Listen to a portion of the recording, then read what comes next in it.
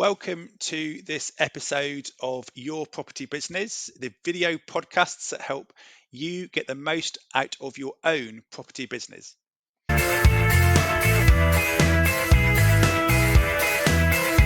Just to start us off then, so what would you class as a small scale development and what are its attractions, do you think? Okay, yeah, good point. Yeah, first of all, this obviously did bring me out of retirement. I think the thing with retirement, you've got to find something to do. I'm not a golfer. I'm not a skier.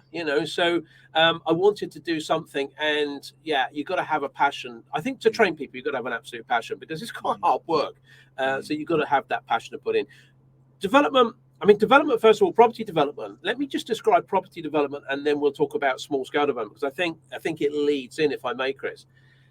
First of all, property development, because I'm sure there's a lot of people that's going to listen to this and might be thinking about a flip, taking a residential building, doing it up and flipping it on or something.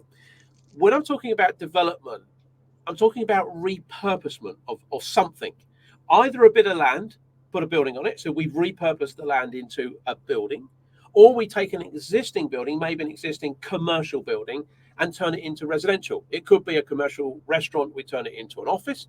But let's, for today's purposes, talk about turning a commercial building into residential. So it's a repurposement of buildings. Okay. That's development.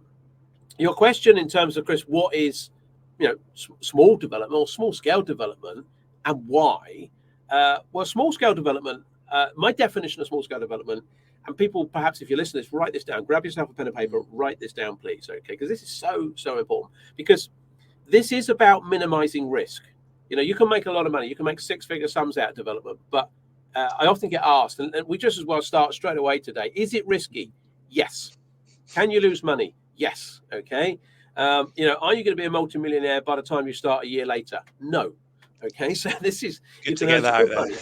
Yeah, well, you've got to, haven't you, Chris? Because I think here at Property CEO, we don't do rah-rah. We don't do, come on, this is easy.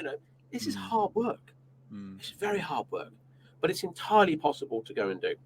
And it's about minimization of risk. And that leads into this small scale development, which is, it's the title of the book that we've written to guide people on this subject.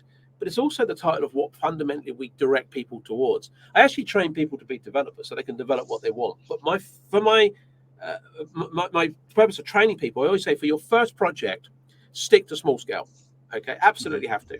And that is, and hopefully everyone's grabbed a pen and paper by now, 5 to 20 units, okay? Because below 5, Chris, is where the local builders will play. And they operate on a different business model. They're just looking at profitability on their building costs, not necessarily on the development overall. So below 5, it's very difficult to compete, okay? So when you say 5, could that mean flats, or could that mean 5 terraced houses, or? Could mean anything. 5 units, okay? Okay. So 5 units could be 5 flats, could be 5 houses. Absolutely, Chris. Good question. Okay. So it could be 5 houses, 5 flats. Because local builders can cope with that. And they often buy little sites like that. They often call them hospital projects in the industry, because a lot of local builders have a bit of cash. Oh, buy that bit of site there, buy that old building, put 4 or 5 units in it. The reason they call them hospital projects in the industry, a hospital project is very well known for anyone in this industry to last years and years and years. In my very early age of 16 years old, starting on a drawing board in this industry way back when, I worked on a hospital project for like 3 or 4 years, drawing up the same damn hospital project.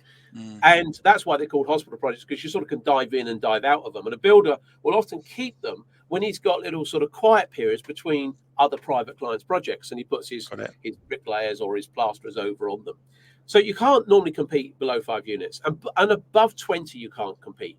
Keep within 5 to 20. Above 20 is where the regional developers are. You're going to get people that will start perhaps where you're going to start, if anyone out there now is thinking about starting this, but then have progressed. And they're out there doing the 20, 30, 40 sites. They're not the Barratts, the Persimmons, the Bellways, but you've probably seen them around about, little regional players in your area that will go in and do projects, those sort of numbers. The 5 to 20 is small scale development, and that is a real sweet spot. And one other thing, just to add on to the end of that, is because we're talking about minimization of risk, you're relatively quick in and out, 18 to 24 months. And we know, don't we, Chris? We all now know that the world changes. Okay. Yeah, it does, And yeah. so you don't want a project that's going to run, you don't want a project with 25 units that's going to run 3 or 4 years. Because when you start now, the world could be very different in 3 or 4 years' time. So 18 to 24 months, 5 to 20 units, small scale development, and development is about repurposement of either land or existing buildings. Does that answer the question? Awesome.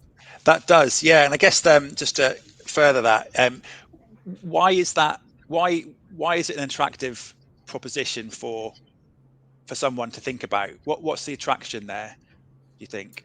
What's the attraction for people to get into development? Yeah. Yeah, I think first and foremost, okay, although I always dispute this with people when I first talk to them, the attraction is always money, okay, because anyone listening to this, and you make your own minds up, okay, if I could teach you how to earn £250,000 a year, would that change your life? Yeah. What do you think the answer for most people is, Chris? Yeah, it's a no-brainer, isn't it? Yeah. Yeah, most people. I mean, there's some people who go, no, I want £1 million a year. To be fair, they're few and far between. Most people, if they could earn £250,000, even 150, 200,000 a year, some 100, okay, that sort of money is way above what a lot of people would get paid in this country, with the average wage just below 30,000. So most people are initially attracted in by the money. Yeah, if I could earn £250,000 a year, and you can, okay, when you know how to do this, you can. I've got students at their first projects, 300,000, 400,000. There's 2 of them doing that, to be fair, so it's 200 each, okay. I've got one student earning about let's say 600,000, just over that. So some big numbers. I've got another student earning just 100. Okay, so big numbers out your first project. So I think first and foremost, people get attracted in by the money.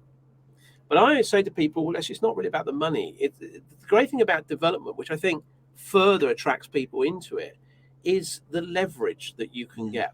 Because a lot of people have buy-to-lets, and a lot of people listening to this, I've no doubt, have got buy-to-lets. And trouble, as soon as you get a buy-to-let, you've got to get the tenant in, because the mortgage is, as soon as you bought the thing, the mortgage is going to start coming out. You've got to get a tenant in. And people end up running around, putting bathrooms in the back of their car, going over evenings, weekends, trying to decorate the place, trying to get it on the market for the tenant. Yeah. And that's not leveraged. Whereas development is highly leveraged. And what most people then start to realize is not only can you earn significant sums, but you also have significant time back in your life. Really? And the reality, most of us, what we really want is time. Yeah. But money buys you time.